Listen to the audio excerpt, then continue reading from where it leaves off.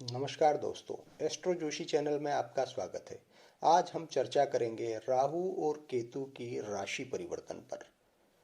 हम सभी को कौतूहल होता है कि राहु और केतु का राशि परिवर्तन हम लोगों के लिए शुभ होगा या अशुभ होगा। तो इस संबंध में आज हम चर्चा करेंगे और कोशिश करेंगे कि राहु और केतु की पॉजिटिव साइड्स को देखें। समाज में इस प्रकार का भय व्याप्त होता है कि राहु और केतु बुरे ग्रह हैं, पाप ग्रह हैं और इनके कारण हमेशा नुकसान, हानि, भय, इस तरह की चीजें मिलती है। निश्चित रूप से राहु और केतु के कारण कुछ अवरोध उत्पन्न होते हैं, कुछ परेशानियां उत्पन्न होती है, लेकिन सिर्फ यह कह देना कि उनके कारण सिर्फ हानि होती है, सही नहीं है। उनसे कुछ पॉजिटिव चीजें भी मिलती है।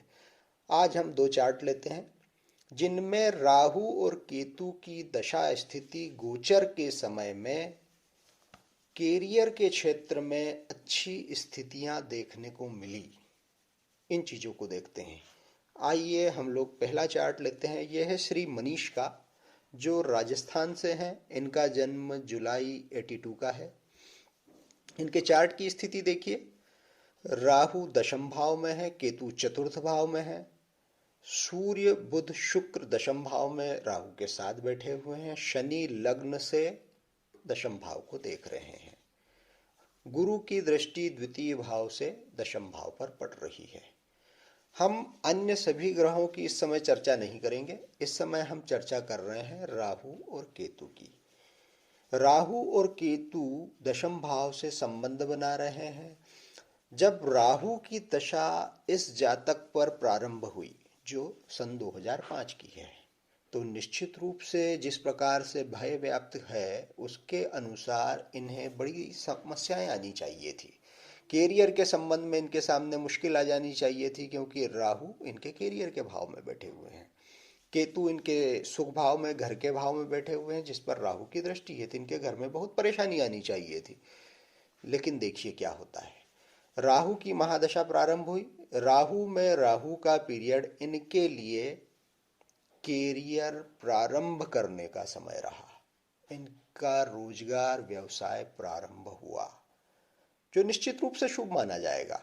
इन्हें मुश्किलों का सामना निश्चित रूप से करना पड़ा, क्योंकि राहु आसानी से कोई चीज नहीं देते हैं, इन्हें भी नहीं मिली। लेकिन फिर भी ये शुभ फलदायी, क्योंकि इन्हें अपने परिश्रम का फल प्राप्त हुआ। इसके पश्चात राहु में गुरु आए। वो पीरियड भी इनके लिए कैरियर में विभिन्न प्रकार के प्रयास करने से संबंधित रहा, जिसमें इन्होंने कैरियर के क्षेत्र में बहुत सारी चीजों को जाना, समझा, सीखा। उसके पश्चात सन 2010 में राहु में शनि की अंतर्दशा आ गई। इस पीरियड में शनि सेवक के रूप में जाने जाते हैं। सूर्य, जो इनके दशम भाव में विराजमान है, शासकीय क्षेत्र को इंगित करते हैं। राहु रोजगार के भाव में बैठे हैं, जो रोजगार के क्षेत्र से संबंधित किसी घटना की ओर इशारा करते हैं।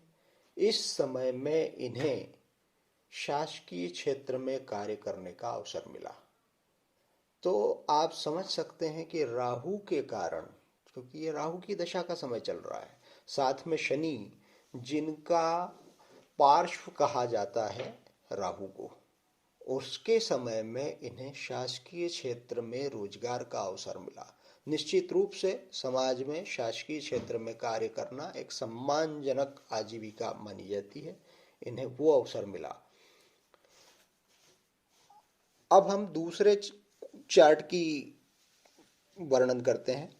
यह है श्री सुरेश का, जो है मध्य प्रदेश से। इनका जन्म फरवरी 79 में हुआ। इनके चार्ट में हम लोग देखते हैं, इनकी स्थिति भी वही है कि राहु दशम भाव में बैठे हुए हैं, शनि के साथ में है, केतु चतुर्थ भाव से देख रहे हैं। दशम भाव पर सूर्य, बुध और मंगल की भी दृष्टि पड़ रही है।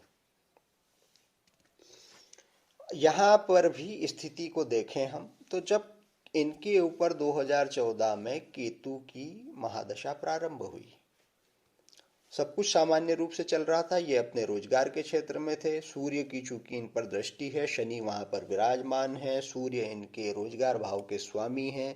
निश्चित रूप से ये भी शासकीय सेवा के क्षेत्र से जुड़े हुए रहे। इनके ऊपर केतु में राहु की अंतर्दशा प्रारंभ हुई 2017 में। फिर वही, जिस प्रकार समाज में भय व्याप्त है, इनको भी बहुत सी हानि, बहुत सी तकलीफें देखने को मिलनी चाहिए थी।